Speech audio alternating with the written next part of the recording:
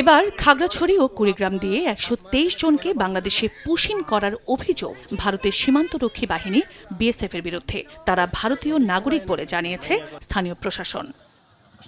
বুধবার ভোররাতে দেশটির গুজরাট রাজ্যের ২৭ মুসলিম নাগরিক মাটিরাঙ্গার শান্তিপুর ও হাজিপাড়া এলাকায় প্রবেশ করে। এছাড়া জামিনীপাড়ায় ২২ জন ও রূপসেনপাড়া এলাকা দিয়ে ৩০ মুসলিম নাগরিক ঢোকে পানছড়ি উপজেলায়। তাদের পূর্বপুরুষ বাংলাদেশি নাগরিক ছিলেন এমন অজুহাতে ঠেলে দেয়া হচ্ছে বলে জানায় বিজিবি।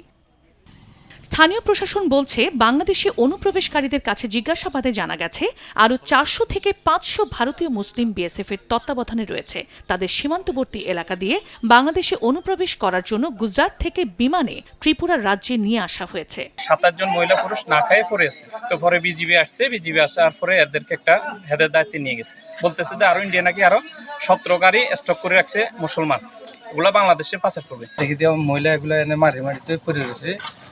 পড়া থাকার পরে দিয়ে আমরা সবাই সাইডের দিকে এসে ওই কাপড় চোপড় একটু উন্নয়ন দিয়ে দিচ্ছি। ২৭ জন মুসলমান ভারতের থেকে বার করে বর্ডার পার করে আমাদের বাংলাদেশে দিচ্ছে। আগরতলা থেকে গাড়ি ভরিয়ে নেয়, এখান থেকে হিসাবে নামা দিছে। এইখান দিয়ে আমাদের আসলে আমরা ধর্ম।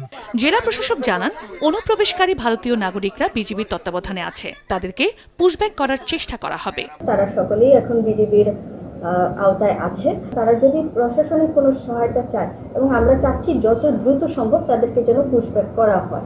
এদিকে কুড়িগ্রামী সীমান্ত দিয়ে অবৈধভাবে ভারত থেকে পুশব্যাক করা ৪৪ জনকে আটক করা হয়েছে। বিজিবি জানায়, বুধবার ভোরে রৌমারী ও ভুরঙ্গমারীর সীমান্ত এলাকায় কয়েকজনের গতিবিধি সন্দেহজনক মনে হয়।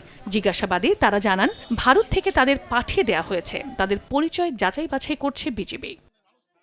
এদিকে রাজধানীর গুলশানে পুলিশ শুটিং প্রতিযোগিতার আয়োজনে সাংবাদিকদের প্রশ্নের জবাবে আইজিপি জানান, ভারত পাকিস্তান যুদ্ধকে কেন্দ্র করে বাংলাদেশের নিরাপত্তা যেন বিঘ্নিত না হয় সে বিষয়ে সব সীমান্ত জেলার পুলিশ সুপারকে সতর্ক করা হয়েছে।